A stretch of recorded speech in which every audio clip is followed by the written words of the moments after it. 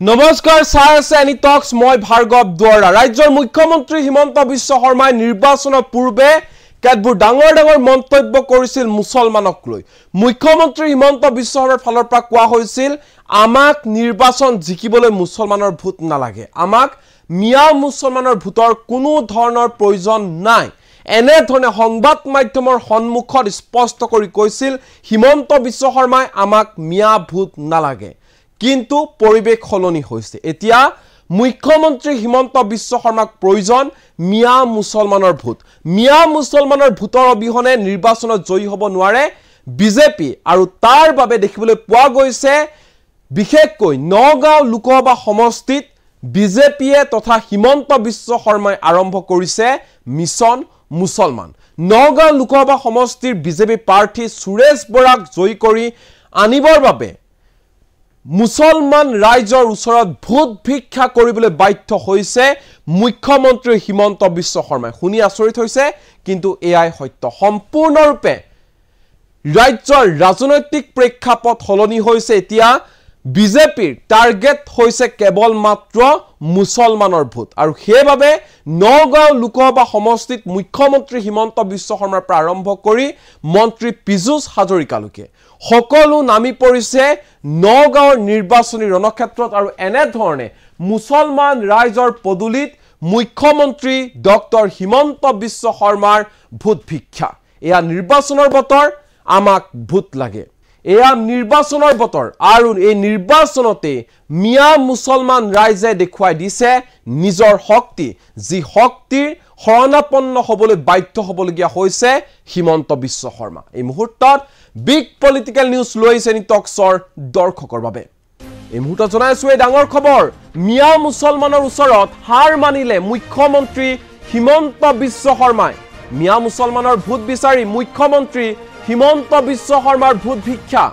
নগাঁও লোকসভা সমষ্টিত মুখ্যমন্ত্ৰী হিমন্ত বিশ্ব শৰ্মাৰ নেতৃত্বত আৰম্ভ হৈছে মিছন মুছলমান ৰাইজৰ পদুলিত মুখ্যমন্ত্ৰী হিমন্ত বিশ্ব শৰ্মাৰ ভোট ভিক্ষা নিৰ্বাচনৰ প্ৰাক মুহূৰ্তত মুছলমান লোকৰ শৰণাপন্ন হ'ল মুখ্যমন্ত্ৰী হিমন্ত বিশ্ব শৰ্মা মুছলমানৰ ভোট অবিহনে নগাঁও লোকসভা সমষ্টিত নিৰ্বাচন জিকিব নোৱাৰে কোনো পধ্যে শাসকীয় দল বিজেপিয়ে কংগ্ৰেছক ভোট দি ভোটটো নষ্ট নকৰিব আপোনালোকে বিজেপিক ভোট দিয়ক কামত আহিব এই আহ্বান মুখ্যমন্ত্ৰী হিমন্ত বিশ্ব শৰ্মাৰ যিমান পাৰি হিমান মুছলমান ৰাইজৰ বুকুৰ কুতুম হোৱাৰ চেষ্টা কৰিছে ৰাজ্যৰ মুখ্যমন্ত্ৰী হিমন্ত বিশ্ব শৰ্মাই আৰু শাসকীয় দল বিজেপি আমি ইতিমধ্যে উল্লেখ কৰিছো যে নিৰ্বাচনৰ আগে হিমন্ত বিশ্ব শৰ্মাই মুছলমান লোকক লৈ কেতবোৰ ডাঙৰ মন্তব্য কৰিছিল মুছলমান লোকক উদ্দেশ্য কৰি হিমন্ত বিশ্ব শৰ্মাই প্ৰতিক্ৰিয়া প্ৰকাশ কৰিছিল এনে ধৰণে যে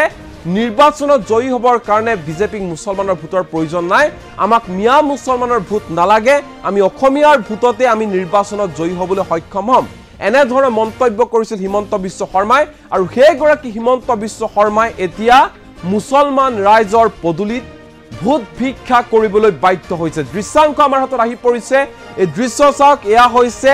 ধিং সমষ্টিৰ নগাঁও লোকসভা সমষ্টিৰ অন্তৰ্গত ধিঙৰ এই পৰিৱেশ দেখুৱাইছে নিটক্সৰ দৰ্শকক আৰু এনে ধৰণে মুখ্যমন্ত্ৰী হিমন্ত বিশ্ব শৰ্মাই হাজাৰ মুছলমানৰ ওচৰত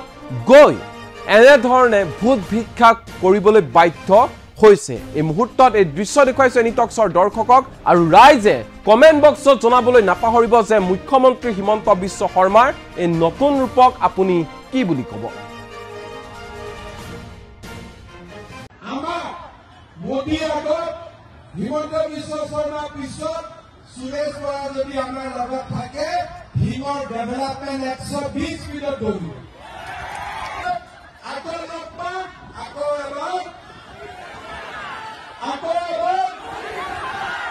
এতিয়া চব জাপ মাৰি আহিব